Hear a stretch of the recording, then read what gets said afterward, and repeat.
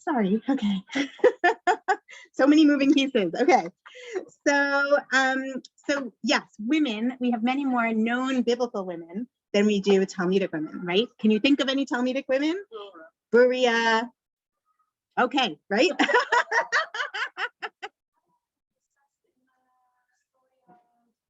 Very good. We talked about Rabbi Yochanan ben Zakkai in the summer. That one you meant?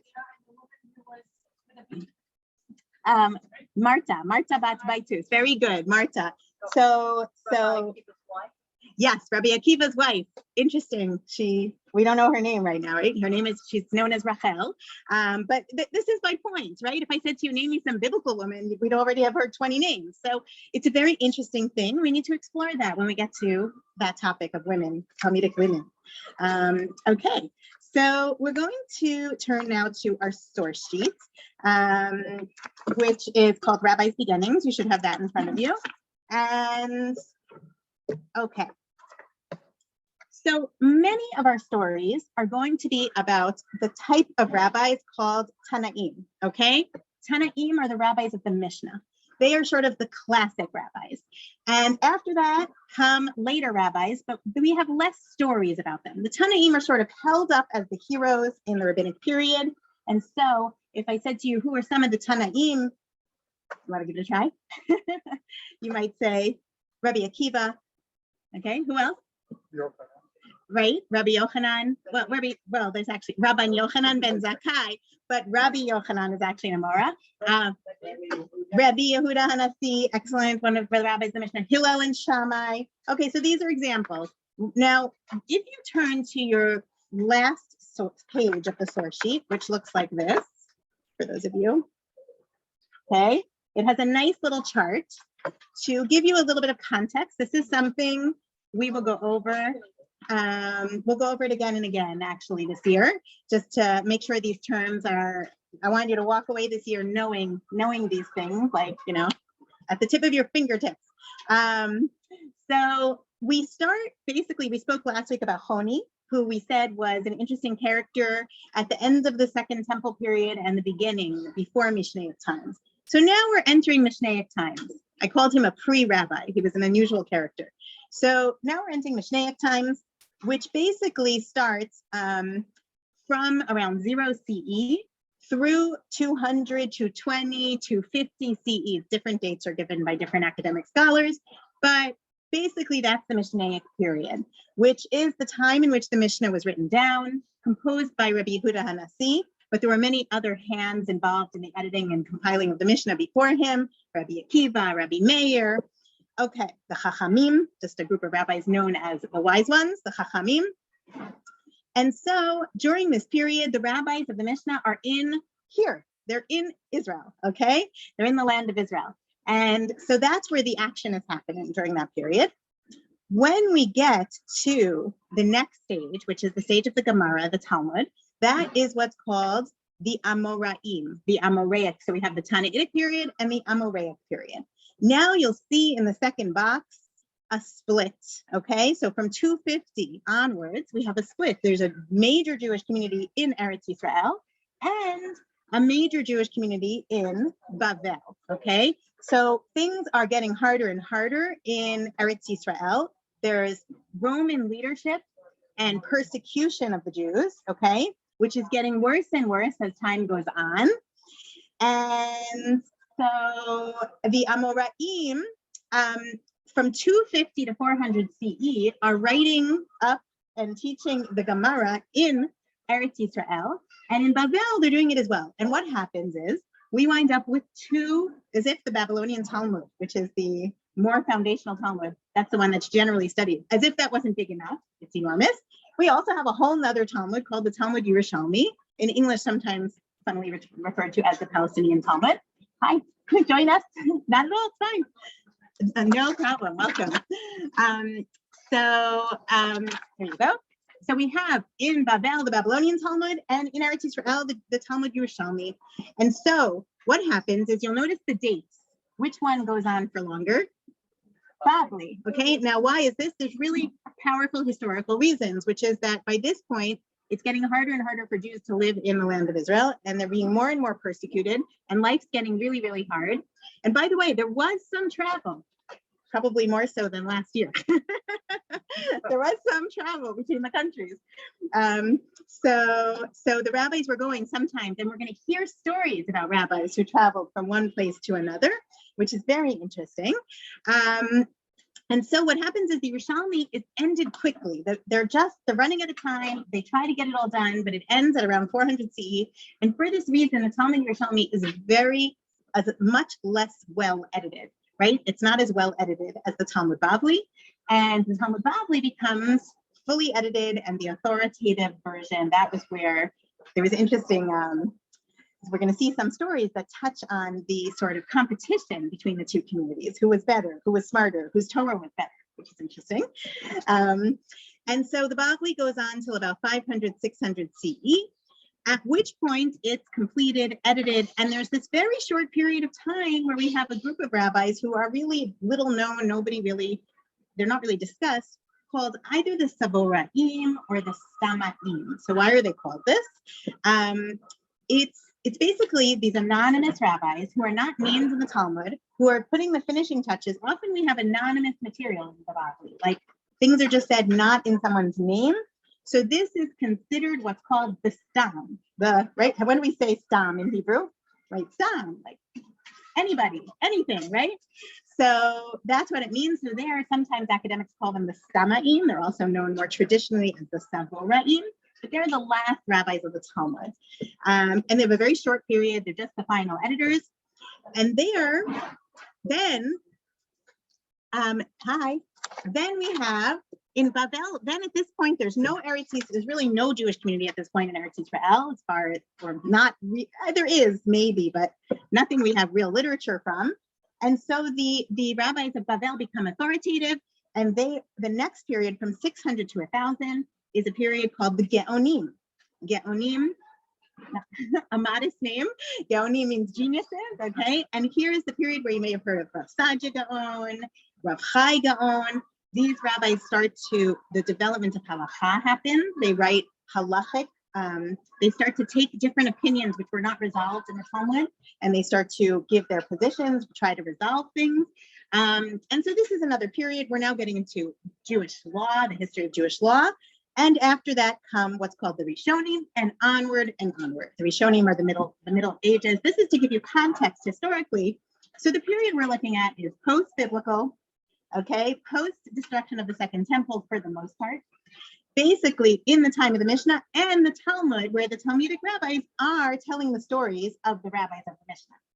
So as I've said, one of the things which is a very interesting challenge for us in studying these stories is we have to ask ourselves all the time, how much is this historical and how much is this historical, what I like to call historical fiction, a little bit of embellishment, because often the biographies of the rabbis are being told at a time which is way after the time they lived.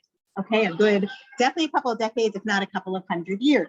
And so that is a little introduction for the historical time period which we are doing. Okay, now we're going to turn back to the beginning of our sheets, page 1. I apologize. I'm going to take a few sips of water during class because I'm at the end of a cold. Thank God, nothing bad. Just to save my voice. Okay. Now, many of our stories that we're going to look at are from the Talmud, and so really, you're going to get to know a lot about the Talmud this year, which is exciting. However, today we're going to do something a little unusual, which is we're looking at an agadic story, biographical stories of the rabbis from another Jewish source, which is called, you'll see in source 2, Avot de Rabbi Natan. Right? Anyone heard of this before? It's an unusual, not so studied work. It's a book of Midrash. It's a Midrashic collection from around 700 to 900 CE. So based on your charts that you just saw, it's post-Talmudic, so it's after the time of the Talmud. But it includes a lot of stories about the rabbis. Why? Because what is this book? Sounds like, what is the first word? Avot. Sounds a lot like Pirkei Avot, because it's actually a Midrashic work on the ethics of the fathers, Pirkei Avot. So we're going to see exactly how it transitions, but we're going to look at the story of the beginnings, how two rabbis came to be rabbis.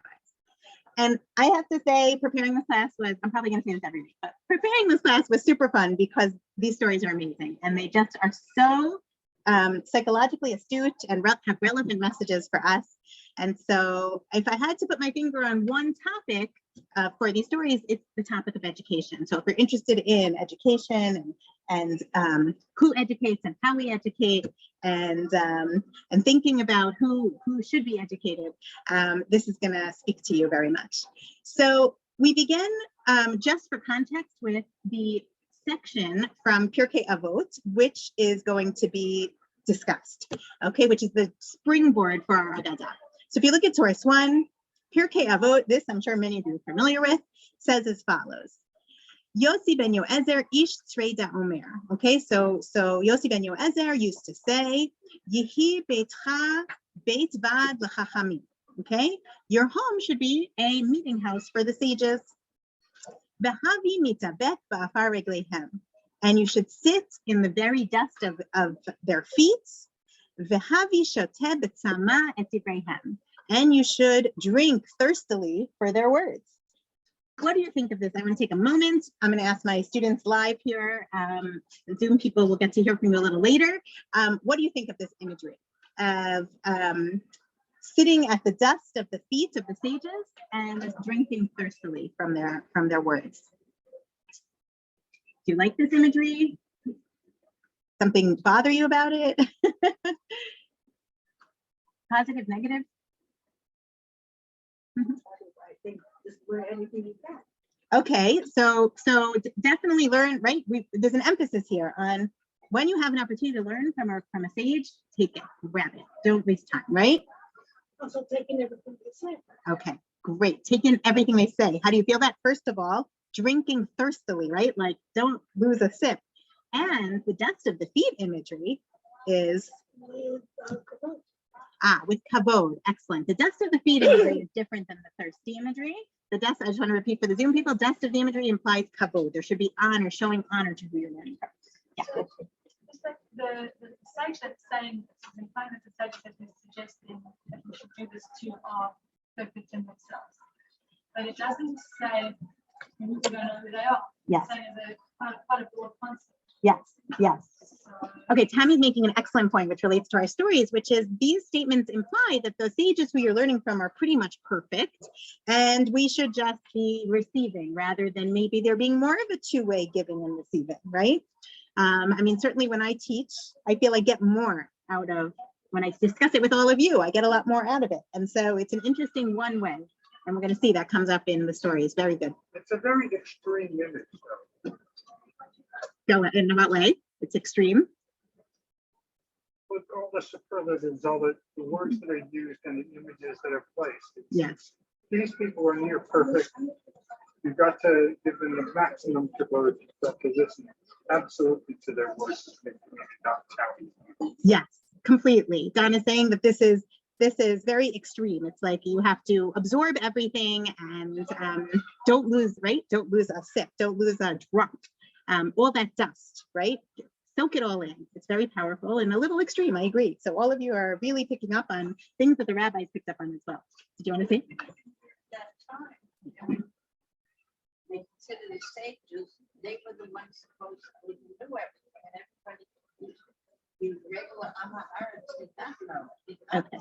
Amazing. Amazing. Beppy's bringing up an excellent point, which is, remember, we're talking about a time where we had rabbis, chachamim, who were authorities. And first of all, there was a different notion of authority back then, true authority.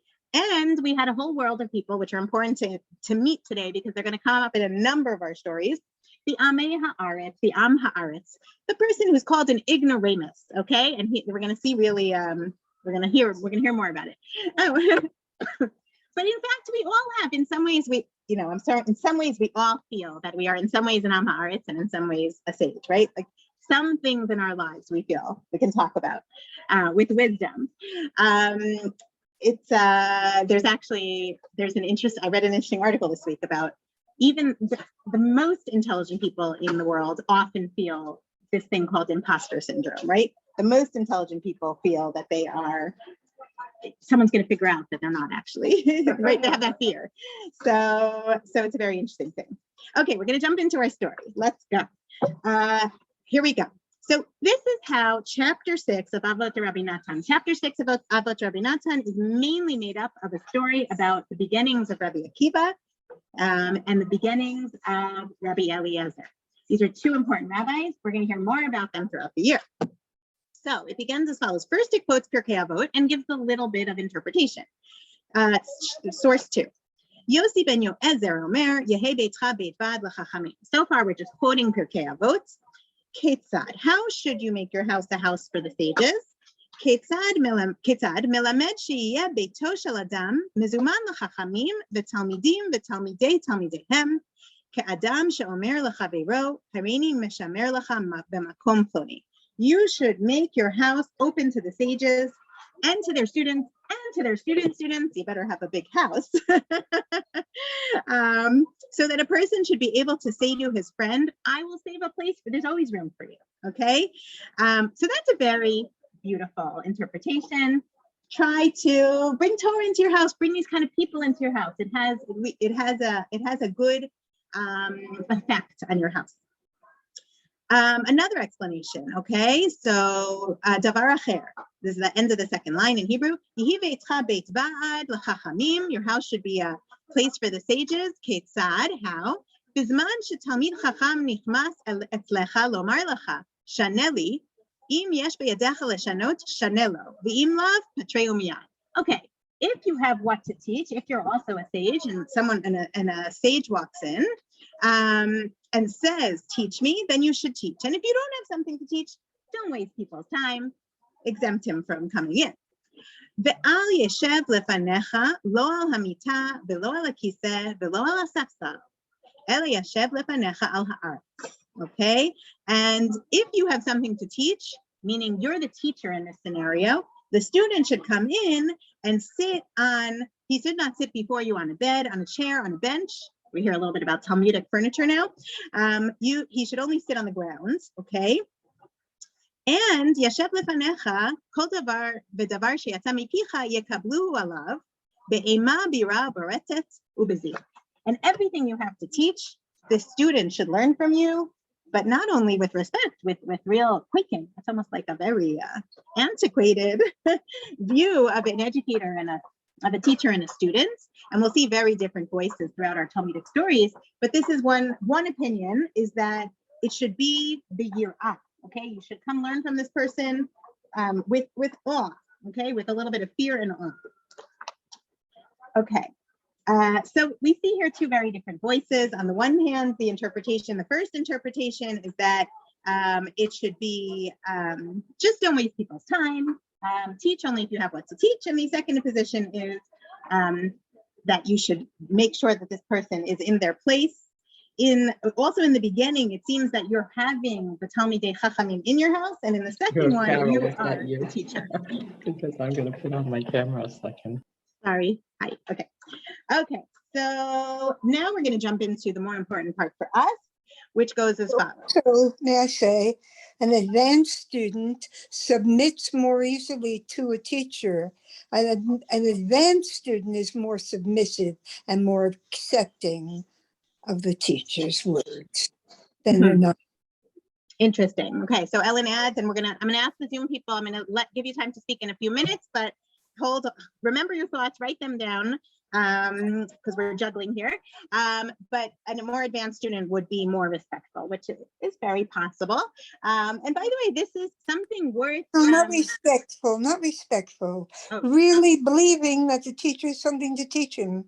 Yeah, that's really believing that the teacher has something to teach him. Excellent. And I think that our world today, if you look at students today, especially in this country, it's interesting. My family is very international. I'm from New York. My husband's from London, and my children are growing up in Israel. And so, definitely there's some real differences in terms of formality, informality, right, Mom? Right? And how children were raised and expectations about sitting at the table and waiting to be spoken to before speaking, and some of the rudeness, some of the chutzpah that our kids speak with here is both for the good and for the bad, I would say. So, okay, so now we're going to meet our rabbis. Okay, so the next paragraph, you should become dirty with the dust of their feet, okay? Be soaked, like you should be covered in the dust of their feet. It's almost like, you'd be worthy, if only you're so worthy to eat the dust of their feet. That's kind of the impression here. Ketzad, בזמן שתלמיד חכם נכנס לעיר, אל תאמר איני צריך לו, אלא לך אצלו. If a great sage comes to speak at Matan, don't miss the opportunity. Go listen. I have to say on this, I always wanted to hear a shiur from the great Nechama Leibowitz, and when I finally got to Israel, she was already very old, very elderly, and still teaching them. And I kind of had an opportunity once and passed it up. And to this day, it's to my great regret because I never had another opportunity. And I think this is really what's saying here. If you have an opportunity to hear from someone like that, go here. Don't miss that opportunity. Okay. Ve'al tashev imo, and don't sit with him. Lo al gavei mita, lo al kiseh, lo al safsal, el hashev lefanav. Okay? Al haaretz. If you are learning from someone great, now this is a very interesting image, okay? That the teacher should be higher up than the students. And then we're going to see a story later on in the year about this as well, about how this was actually practiced, that the students would, based on how learned they were placed, normally today, we put the weaker students or students who need a little extra help. Where do we put them? The front or the back? The front. I see I have educators. We put them in the front of the class. In the Talmud, what they practiced more was that the people who knew the most were in the front and the people who knew the least were in the back. So it was sort of you had to make your way up there. And the teacher was higher up, was seated on we're going to see on cushions. So we're going to see this in another story about Rabbi Yochanan and Rav Kahana later on in the year. So this is very much representative of Talmudic culture. Okay, and let's see. V'kol davar she'yatza mipiv kablehu alecha be'ema b'yira b'reta tu'b'zeya k'derech shekiblu avotenu mihar Sinai be'ema b'yira b'reta tu'b'zeya. Look at this slight twist. You should be in awe when they are speaking, and you should accept their Torah with fear and quaking. Like you should be cognizant all the time of the greatness of this person before you, just like Bnei Israel at Matan Torah. That each time you learn from a teacher, it should be like you're receiving the Torah anew. We're going to see all this year, one of the things we're going to talk a lot about is the rabbis' love for Torah. It is their passion, their love. Today we talk about what's trying to find your passion, what's your love? Is it cooking? Is it baking? Is it art? Is it right? What is your passion in life? For these rabbis, their passion was Torah, and they spoke a lot about that passion and how they managed it, because sometimes it went to an extreme. And so we see that here, that you should, every time you learn, you should go in with this passion. They had special blessings, they said, every time they sat down to learn Torah. And so really, this was, they lived and breathed this. Okay, so here we go. Davar acher, the end of the first page. Davar acher, havimitabek ba'afar ragleihem. You should become dirty with the dust of their feet. Ze Rabbi Akiva. I'm sorry, Ze Rabbi Eliezer. My eyes jumped. V'shoteh b'tamei et divreihem, and you should drink thirstily their words. Ze Rabbi Akiva. Okay, so now we have two personalities. You should know that these are two of the greatest Tanaim of all, two of the greatest rabbis. Rabbi Akiva, of course, you've heard of. Rabbi Eliezer, maybe slightly less. Anyone know which famous, and here on Zoom you can pipe in if you happen to know, anyone know which famous Talmudic rabbi Rabbi Eliezer, which famous Talmudic story Rabbi Eliezer stars in? We're going to learn it here soon. Very good. She said the oven. I heard the oven. Tanuro Shalachnai. Very good. We're going to study that in a few weeks. Actually, next week, I think, if we get to it, which is a fantastic story about what Torah Shabbat is. And so he really, if you didn't know him before, you're going to get to know him over the next few weeks. We're going to see several stories about him. And they're very different personalities, which is why one is associated with drinking thirstily and the other is associated with getting dirty with the dust of your teacher's feet. Okay. So let's see how. So now the first story we're going to read is about Rabbi Akiva. Story 1. Ma haya tchilato shel Rabbi Akiva. What was the beginning of Rabbi Akiva? Amru, ben arba'im shana haya velo shana kol. Can you believe it? Rabbi Akiva started learning Torah at age 40. Okay. If anyone needed to, young people who are worried, what am I going to do? What, right? So, you're never too old to start. That's the lesson of Rabbi Akiva. And what I really think is interesting here is look at the phrase. How is it open? What is the question? Ma haya tchilato, right? What does that mean, really? His beginning. Now, usually when someone says to you, what were your beginnings? You say, well, I was born in this year, in this country, right? And it says, what is his beginnings? He started learning Torah at age 40. Now, in a way, that's very troubling, right? Because, hey, what happened to the last 40 years? And keep that in mind as we read the story. Sorry? He didn't become rabbi. That's true. He didn't become Rabbi Akiva. So what are the beginnings of Rabbi Akiva as opposed to Akiva? That's true. Amru, ben arba'im shana haya velo shana kol. He's 40 years old. He not learned anything. And he was completely uneducated. And am ha'aretz, right? Ha-machat haya omed al pi ha-be'er. Amar, mi chikek even zo. So I'm going to read through the story and then we're going to analyze it at the end. We're going to go through it again. Okay, so he goes to this well. He was clearly, doing his daily routine, and he goes to the mouth of the well and says, how did there get to be a hole? How is it etched? How is this stone etched like this? Many of you probably know this story. Amru lo hamayim shetadir noflim alei b'chol yom. Amru lo Akiva. So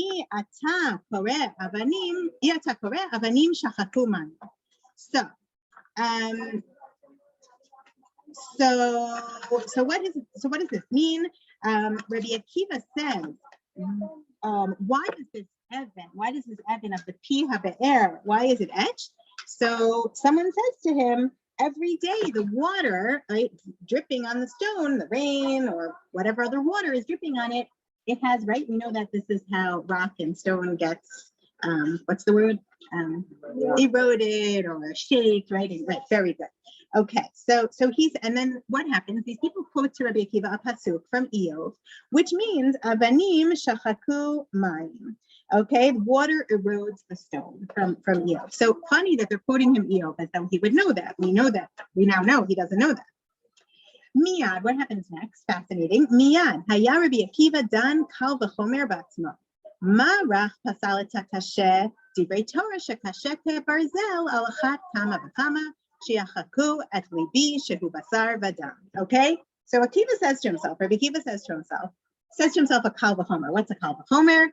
It's a principle of midrash. It's a way that the verses in the Bible are taught, so that as to learn halacha from them.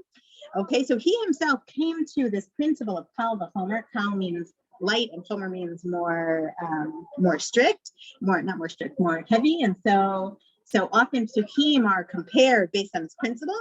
So he makes a kal v'chomer. There's a Latin. I forgot how kal v'chomer is translated. Anyway, I'll look it up. So just as water, which is soft, manages to carve this stone, which is kasheh, which is hard. Torah, divrei Torah, the words of Torah, which are hard like iron, meaning they're hard to understand. All the more so, they should carve and engrave and shape my heart, says Rabbi Akiva, which is made of flesh and blood. Okay, so you get it? He's saying on the one hand, water, which is light, manages to erode the rock, which is so hard. So too, divrei Torah, which are very hard, should easily shape and carve and shape my heart, okay, which is a very beautiful image. Miyad, Chazar lilmod Torah, so he went to learn Torah. Halahu ubno v'yashvu etzel melamdei tinokot. So he already had a child at this point, he was already married. He goes to sit with teachers of babies, meaning he's going to Gan, okay? He's going to Gan Chovah here, okay? And what happens next? Amar le Rebbe lamdeni Torah. Okay, so he says, Rabbi, teach me Torah. Can you imagine this 40-year-old man going with his son, who may have been 5 or 6 or 8, going into Gan and saying, teach me the alphabet, okay? So he says, teach me Torah. Ahaz Rabbi Akiva barosh haluach, ubno barosh haluach. So each one held up the whiteboard, the blackboard, and katav lo aleph bet v'lamda. Literally, Rabbi Akiva goes to school at age 40 and learns aleph bet. And then it says aleph taf v'lamda torat kohanim v'lamda. Interesting. It says that he learns the whole alphabet and then he learns Sefer Vayikra. Torat kohanim is a word for Sefer Vayikra. Traditionally, this is the first book of Torah that's taught to young children, especially in more sort of Haredi circles. So it's an interesting thing that it's mentioned here. He went to Gan and then he just kept going, okay, until he learned the whole Torah. And he becomes, he goes on to become, but he's not yet a great rabbi. Okay, so let's pause for a moment before we get to the next scene. I've sort of broken the story into 4 parts. What strikes you here as interesting? What words jump out at you? What imagery jumps out at you? And Zoom, just try to be, I'll have to repeat everyone, so everyone try to not be too long, and then I'll repeat your words to each other. Okay, amazing. He's incredibly humble, right? We all, especially the older we get, if we want to learn something new, we have to be humble, okay? Right, definitely. Actually, to me, it was going to the same, Yeah. Yeah, that's right. That's right. Remind me your names. Debbie. Debbie's pointing out it's like anyone who's made Aliyah, which is many of us here, it's that experience, right? You have to start anew, figure out how to buy sugar in the supermarket, all right? It's really restarting. And the language for sure. Any of our friends on Zoom wanna share any thoughts? What about Piha Be'er? What do you think about that? Why is that the specific image that he is at a Be'er, he's drawing water, but why is that the one that the Midrash chooses to emphasize? And Abadim, interesting. Water is Torah.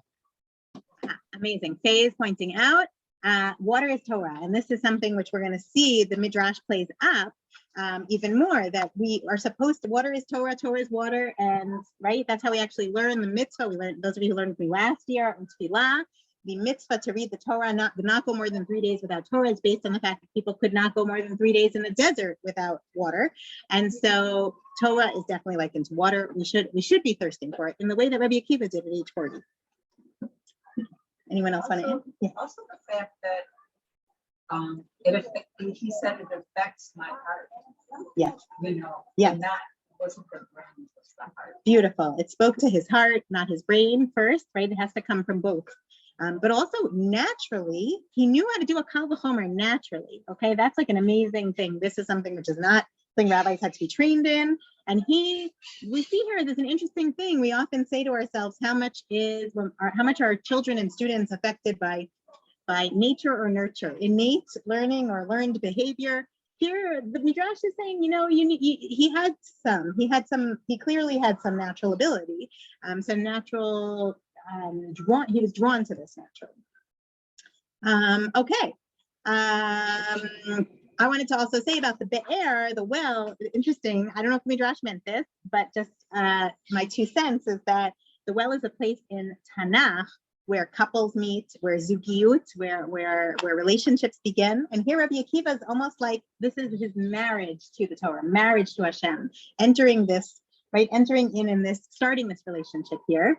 And it's a love relationship. You see the rabbis, they do this a lot in their stories. They liken learning Torah to a love relationship. We're going to see that there's often tension between their love for Torah and their love for their wives. We're going to see a story about that. He was a shepherd, and there are many shepherds who are leaders in Tanakh. That's true. Yes, it doesn't mention here that he's a shepherd, but yes, elsewhere the shepherd imagery definitely puts him in the category with Moshe and David, definitely.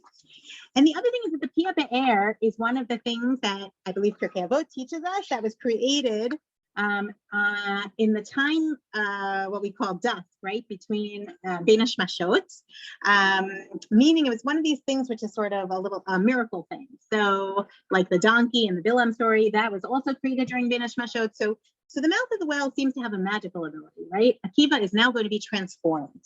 now he didn't magically get transformed. This isn't Choni, right? There's no magic here, but there is something. There's some almost magical, almost like this is how God communicated to Rabbi Akiva that he needed to follow his calling and get started on Torah learning.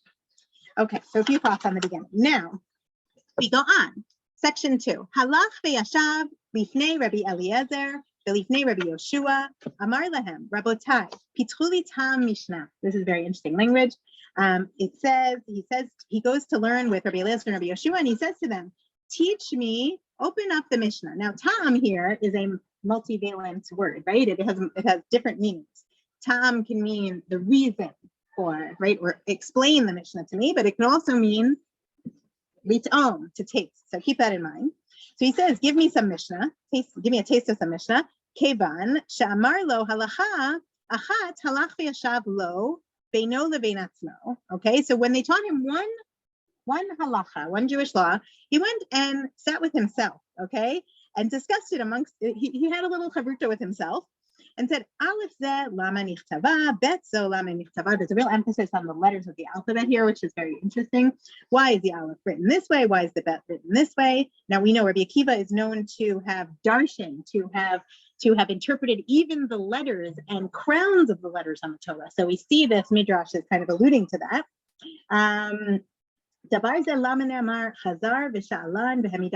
Okay, so he goes, brings tons of questions. He's like that, innocent, inquisitive young child. And he goes and asks the questions to the rabbis. And what happened? Hamidan b'dvarim. They run out of answers for him. Okay, they don't have good answers. Wow, amazing. Rabbi Shimon ben Elazar Omer Emsholacha Mashal Lama Davar Jameh Lasetet Shayam Mesatet Baharim. So one rabbi says, I'm going to give you a metaphor, a parable of what Rabbi Akiva was like a guy who says, a stone carver who says, I'm going to carve this. He would carve mountains. Okay, stone cutter. He goes to the top of the mountain with his tools and he says, stand at the top of the mountain and he starts chipping away, okay, pebble by pebble. And people come by and they're like, what are you doing? Why are you carving a mountain? Okay. And what happens? People said this to him and he says, Amar lahem, Hare ani oker umatilo b'tocha yarden. Says, I'm going to break this mountain up and lift it up and put it in the Yarden where it belongs. They said to him, you cannot uplift this whole mountain. You cannot uproot an entire mountain.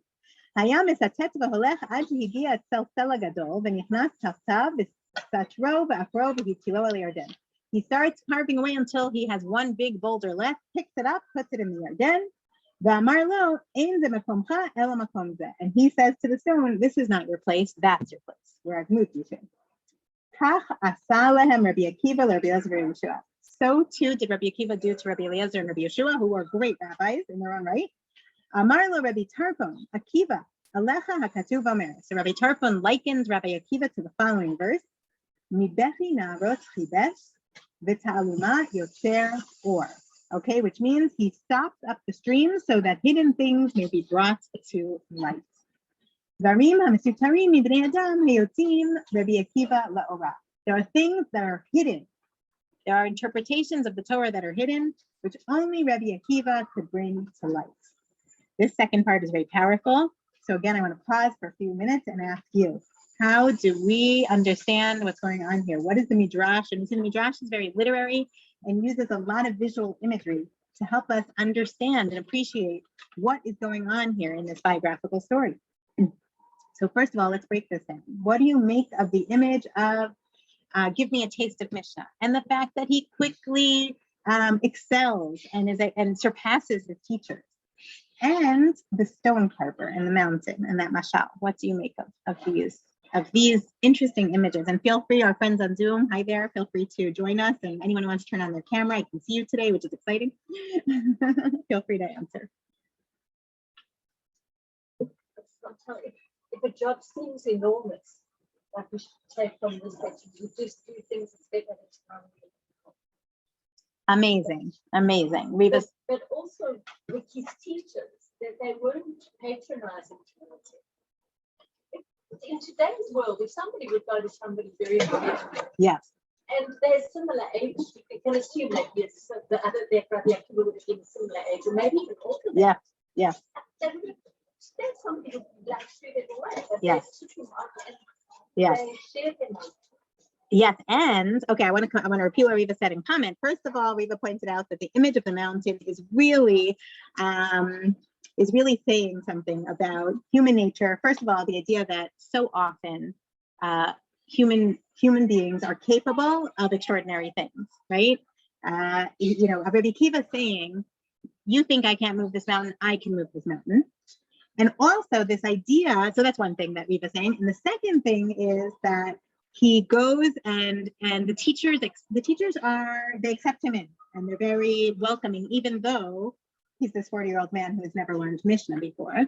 And I want to take that further, and not only that, but they even are silent when he outpaces them in his studies, which is a tremendous it's really a statement. It takes a lot of humility as a teacher to be able to say, okay, I'm wrong. I'm going to step back now and let you have the spotlight. So a little bit going back, but I think just to mention it now, there's something that is important is that it allows him to have a. It's not like throwing in a tub, it's a bit of luck. Okay. And he sees that it is a mountain, Yes. but he's not like put off like because he's developed like his whole human being already, and that may be part of the success. Okay. Doesn't have the youth that just like time for more. Tammy's saying something really important, which is that Rabbi Akiva's 40, and 40 is an interesting age. And it seems that he's, I also can speak to this. I think there's something about that 40th, right? I don't know, maybe some of you, we have all different ages here. And, there's something about the 40th being a very big milestone in life. And, and definitely if you if you look online for 40th, it's that time where people are evaluating. Am I happy with what I'm doing? There's still time to shift and to really make change. I mean, there's always time to shift and make change, but there's that feeling that he's still young, but he also has his background, but there's something about what's come before, which also makes him who he is. So when we say, Ma hayat chilato shel Rabbi Akiva, what was his beginnings? Well, wait a second. Was his beginnings at 40 or was his beginnings before that? How much of who he was shaped from what came before versus the beginning of his Torah education? It's a very interesting thing here. I also wanted to, yes, Becky. As a symbol of learning Torah. Mm-hmm. So we said that earlier too. Yes, yes. The mountain coming up here again, maybe a little bit Har Sinai, it's recalled, and learning, and it's likening learning Torah, right? That, and for sure that he understands that for him to learn Torah, he's going to have to, there's no magic here. There's no overnight here. This is got to put in your time, hard work, okay? And he understands that. Interesting, the lifting up of the mountain and being placed somewhere else, which the Midrash says is about the teachers, I think is also a statement about Rabbi Akiva himself, right? He himself is here and winds up being, he really, talk about moving mountains for a 40-year-old man to become one of the greatest sages of all times. That's really moving mountains in a way. And he himself uprooted and eroded himself and changed where he was. And so I think there's some real depth to that imagery. There was another thing. Oh, if you go back to our original Pirkei Avot, which talked about making your house a beit bad l'chachamim, a home for the sages to learn and teach.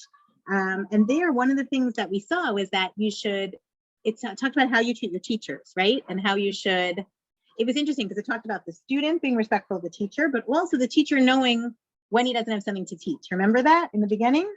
So that really, we hear that echoed here because Rabbi Akiva is saying, he comes with all these questions and the teachers accept that, but when they don't have what to teach anymore, they're silent. And so there's this interesting theme, which is also going to come up in our next story, which is that you have to know when to talk and when not to talk, when you have something to say and when, you know what, you shouldn't necessarily talk about something that you don't have so much to teach on. And the sign we see, it's almost like he is being reborn, right? Not to use a sort of Christian image here, but there is being reborn for Rabbi Akiva. He is starting again. He's 40, but he's going back to the Aleph Bet. And then he's going to Mishnah, first Sefer Vayikra, the Torah, then Mishnah, right? We see he's going through, it's almost like learning to crawl, learning to walk in Torah. That's what Rabbi Akiva is going through here. To the point where we're going to see he becomes a great rabbi. So now we go on to section 3, unless anyone else wanted to make any other points about this. Okay, section 3. בכל יום ויום היה מביא חבילה של עצים, חציה מוכר ומתפרנס, וחציה מתקשף בה. Now we hear something else, another very interesting thing. You might have said to me, how did a 40-year-old man who has a family, how is he able to afford to do this, to sit and learn all day, right? Who is taking care of his family? And so here the Midrash actually fills in this information for us and says, well, he was also a woodcutter, and he cut trees. And half the trees he sold so that he had some savings, and the other half he would use for his own enjoyment, for his own well-being. So what did he do with them? Amdu alav shchena v'amru lo Akiva ibadatanu be'asham. So he's using he's making a lot of fires. So his neighbor said to him, Akiva, enough. You're kind of the smoke is too much for us. They're saying, right? And so they say, maybe you could make less. Why don't you sell the wood? Let's bashan. Machorotan lanu v'tol shemen bidmehen. So they say, instead of burning all the wood, use oil. We'll sell the wood for you. Like, we'll help you, just so that there's less smoke. Okay. The Shana or Haner, and that way, instead of learning by a fire, you can learn by the light of a candle. Okay, so this is their suggestion to him. Okay, interesting imagery. Amar lahem harbe sipukim ani mistapek bahem. I need the wood because they're useful to me for numerous things. Ahad shani shoneh bahen. One is I need the light to learn. V'achad shani mitchamem, but also gives me warmth. Kinegdan. V'achad shani yachol lishan bahem. And the other thing is I sleep on it, next to it. Okay, so he's using the wood. He needs the wood. So he doesn't accept their suggestion. However, Atid Rabbi Akiva l'chayev et kol ha'aniyim b'din. So says the Midrash, anyone who says I'm too poor to go learn Torah, I can't afford it, has to go stand before Rabbi Akiva and understand how he was able to do it. She'im omer lahem mipnei ma lo lamadatem. If someone says to a poor person, why didn't you learn Torah? V'hem amru mipnei she'aniyim hayinu. And they say because we needed to make money, we were poor. Hayinu omrim lahem v'halo Rabbi Akiva ani beyeter. Rabbi Akiva was the poorest of them all, and he still managed to do it. Umedeldalia, he was very poor. V'hem amru mipnei tapenu. And then they might say, well, we have children we have to take care of, and we need to work for them. Omrim lahem v'halo Rabbi Akiva hayu banim v'banot. He also had children, so you have no leg to stand on here, says the Midrash. And their final answer, out of nowhere, thrown into this Midrash is, well, behind every great man stands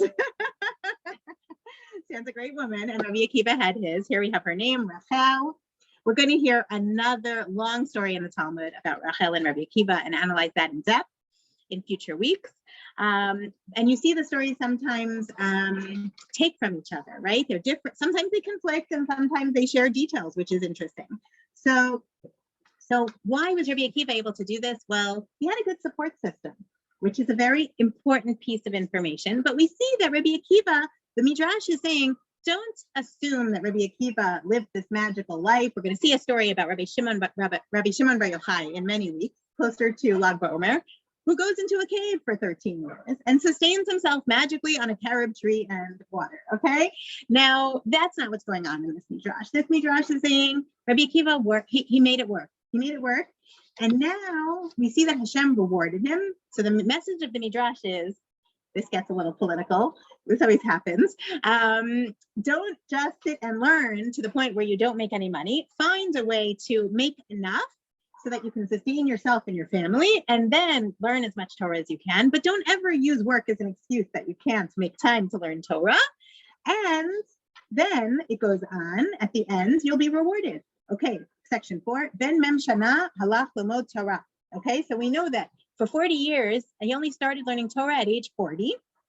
Sof Shalosh Shana Limed Torah Berabim. At the end of the 13 years, he began to teach Torah publicly.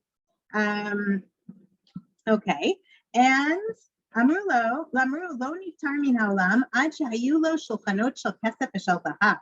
And he was so great a rabbi that he wound up not departing this world until he had tables of gold and silver.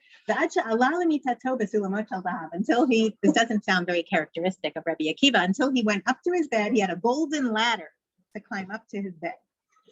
Hayta ishto yotza bekardamin uba'ir shel zahav, and his wife had jewelry with there's a famous ring of hers with a Jerusalem of gold.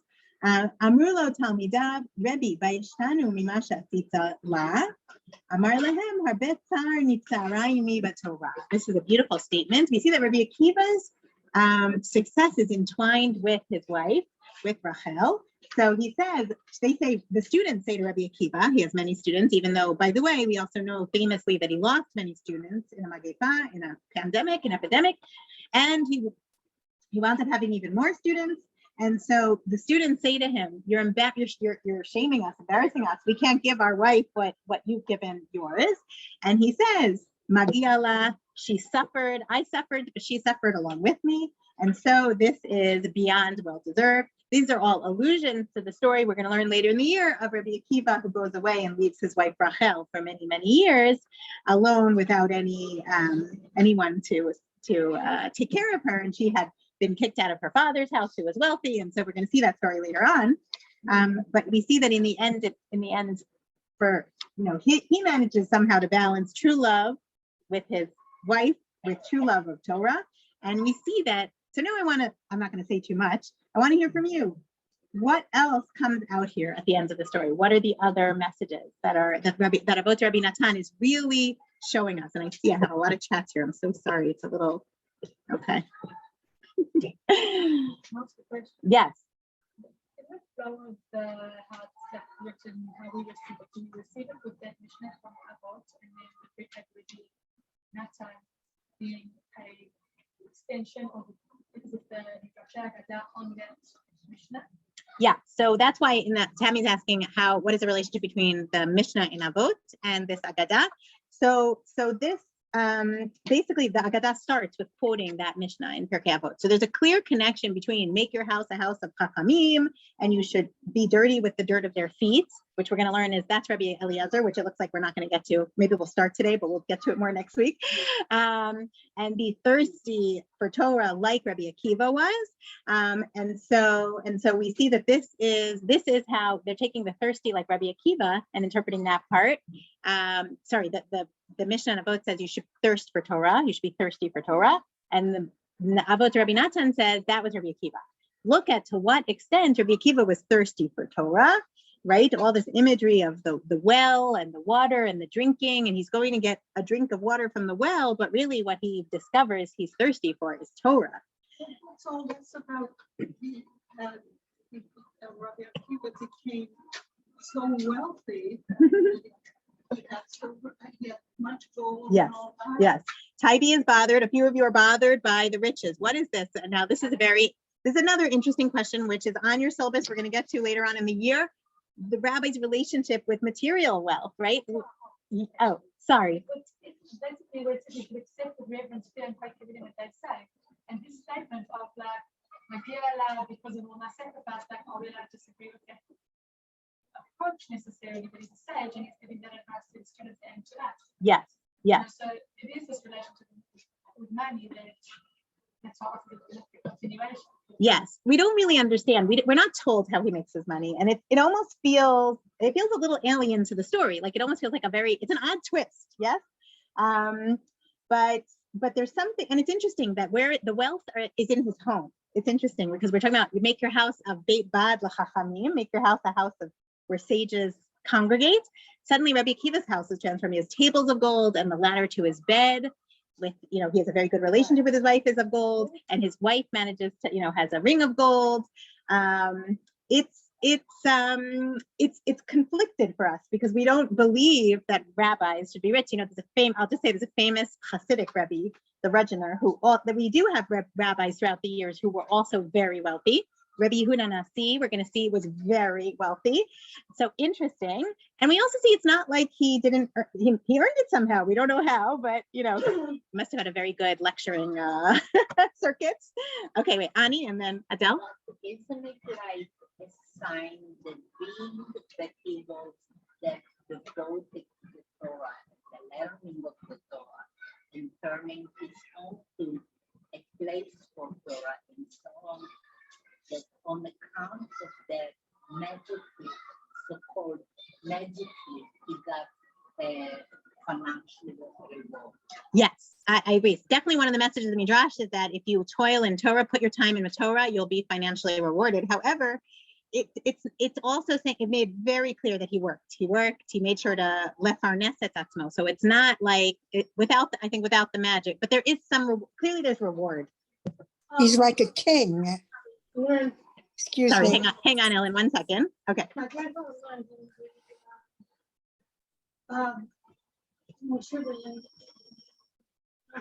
Mhm. and one of the ways he earned his livelihood was that they were given rewards by the rich people. They will give you money for tennis shirts if you learn so many like Gemara in my name. Mm-hmm.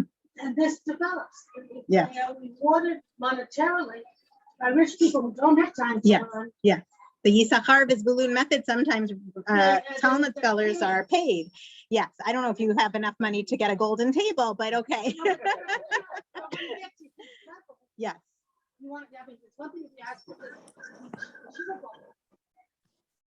Yes. It's just beginning on his way. Yes. And the guy who's Rosh Hashiva. Yes. They 100%. a whole lot more. 100%. So I want to give the people on Zoom a few minutes to talk, and I have there's some very wanted to nice say- compliments here. Thank you. And May I want to try and speak? answer the questions. Yes, Ellen. So is this story from that 9th century book you mentioned? Yes, this is from Okay. 700 to 900 CE, and I see you also asked about which country. I don't know if we know which country. No, so I'm gonna have to before, double check. could I just say that in the 9th century, whether, I don't know what country the book is from, but let's say it's Spain. In the Mhm. 9th century, was it Spain? Because it would be very different, actually. I have to do a little more research. I Okay. apologize, but I'm Okay, not sure we so know. I have to check. Torah was the nation of the Jewish people in Europe. And Mhm. because we didn't have a nation anymore, I mean a country anymore. So if Torah is the nation and we have a king, the king, Rabbi Akiva, in the history of someone whose nation is Torah, he would have gold everything in his imagination. Yeah. It doesn't literally, okay, the crown, the crown that Rachel had, that we all believe, but after that, that he had a ladder of gold, you know, we're not really required to believe that, I don't think. Yes. We're Yes. required to think of him as a king. Yes. So Ellen, you're making an excellent point. I will say this even about Talmudic stories, which are earlier, but this story is even later. So we know that this is a big question, how historical are these stories? And overall, and we're going to explore this much more in the coming weeks. It's going to be a repeated question, but definitely we believe there is a certain historical seed, and we know there was Rabbi Akiva, and likely we know he was married to Rachel, but sometimes it's impossible to prove certain other historical details, and we know there's embellishment. We know.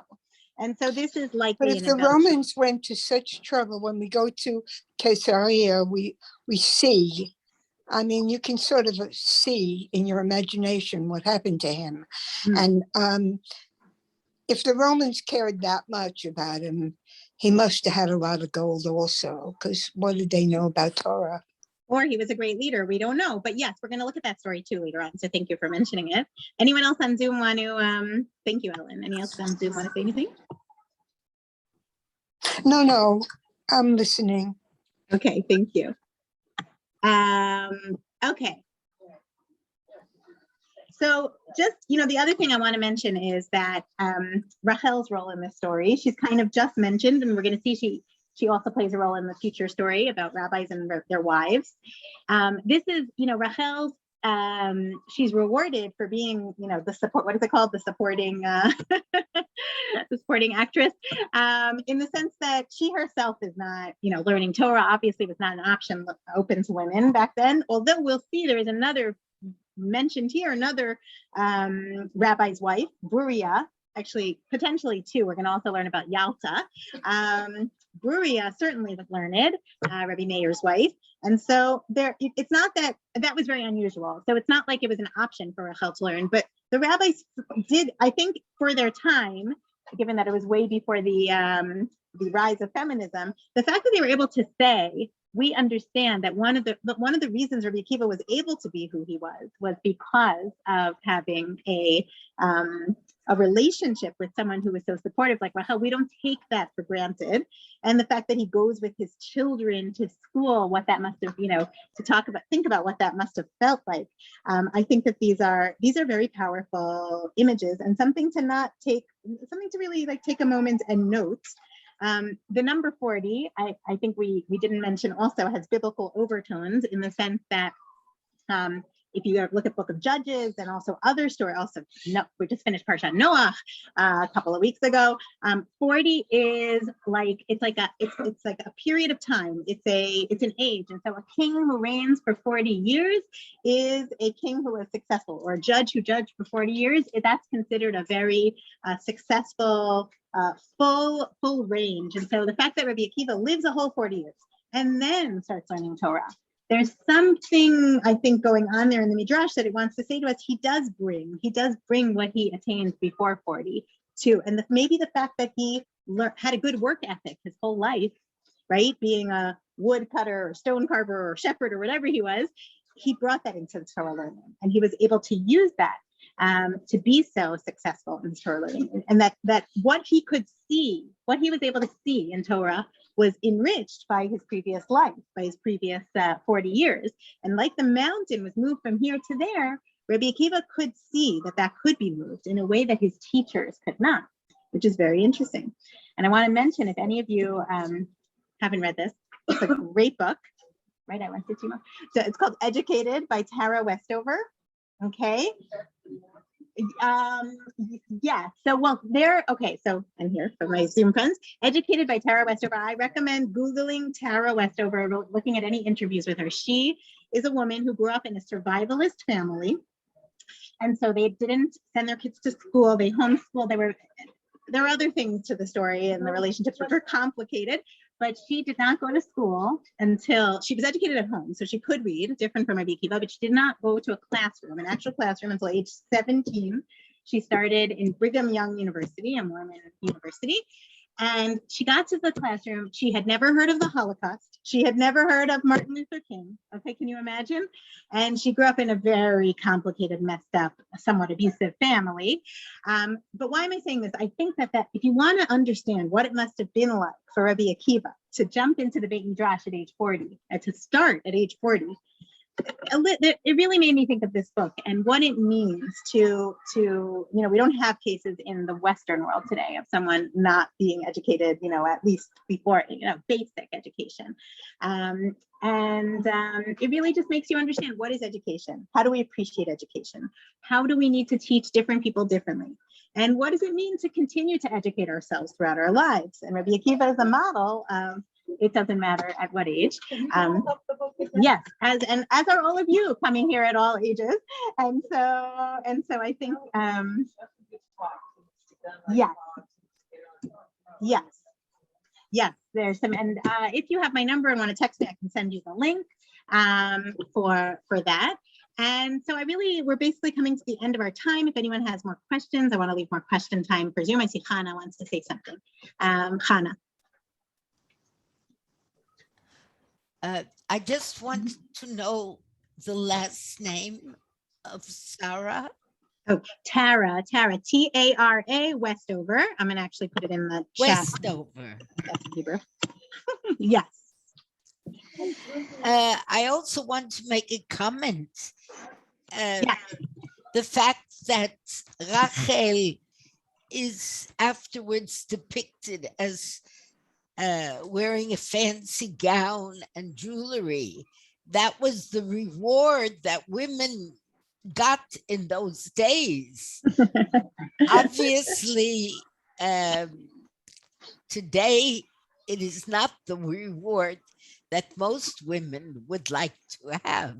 Yes, yes, But yes, altogether, I must say that the emphasis on gold and silver and riches in many of these stories are, for us today,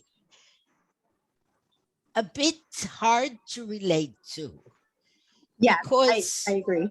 we have to picture that for those rabbis at that time of great need, gold and silver were the Yes. unattainable. Yes, that's right. That's right. Whereas, But just to add to what you're saying, in the other midrash, which we'll see later in the year, it does say, Rabbi Akiva says to his students, Sheli v'shelachem shelah. Mine and yours belong to her. Meaning all the Torah learning we've done, she has a stake in that. She has, right? And that's, we see that the stories complement each other. yes, that but way. that's the theory of all these young girls who marry Talmidei Chachamim, and then they go to work. Yeah. And they work all the time so Yeah. that their husbands can study. Yes. And Yeah. Yes, not what we practice here at Matan. I must Well, I think say, you, I'm yes. talking to you, I'm in Switzerland. Oh, wow. Yes. Amazing. I want to say we have a student from Switzerland. We have a student from New Zealand. That's amazing. Anyone else want to, that's wonderful. Thank you so much for joining us. That's wonderful. Amazing. You know, it's all a big experiment, and this isn't perfect, right? We're far from perfect, but we're doing our best here. Matan, really, I have to compliment Matan. The staff is amazing with all of this technology. And the teachers, yes, I'll take that. And you know, juggling all of these, it's so nice seeing people's faces. Also sitting outside, we had noise in the background, but seeing people's faces is just really special. And there's no on Zoom or in person. There's really no replacement for that. Excuse me, I think what Hannah was trying to point out is that this story, in a sense, and it's a wonderful story, and for us, we understand that it's not our story, but in Switzerland and in the very Haredi community, the women take this reinforces women not having to go to Torah class because they get the results from their husband. Right. Yeah. That's what Hannah was saying. Yes, yes. And definitely. that is tragic. It is. But we, you know, if that's where they are and that's their world, you know, it's a big question how much we should leave that and respect that, but also create another reality. But when you tell the story of Rabbi Akiva, you could insert some kind of thing about this so that it doesn't reinforce it. Because I know you don't believe that. Yes, definitely. From Hannah, Hannah's idea. Definitely, yeah. I have to think about that some more, but I agree with you. Definitely. Yeah. Definitely what to learn from. Yeah, and for this time period, the 9th and 8th and 9th century, that was reasonable, but of course, not even then. Yeah. Mm. Thank you for elucidating that. There's another analogy for Rabbi Akiva in the 40 years. The Jews were lost in the desert for 40 years. Oh, that's beautiful. Rabbi Akiva yes. was lost for 40 years. Yes, excellent, right? The image, just to repeat the image, that the Jews were lost in the desert, wandered the desert for 40 years. And Rabbi Akiva also was a bit lost and wandering until he came to that well, which is also associated with the desert, which is very interesting. Very interesting. Really nice. Okay, so anyone who wants to stay, I'm here, but I'm leshachrering, I'm freeing you all, and it's so lovely to see everyone. Thank you for joining me, and looking forward to a great year of learning together. So next week, Rabbi Eliezer. Great. Stop recording.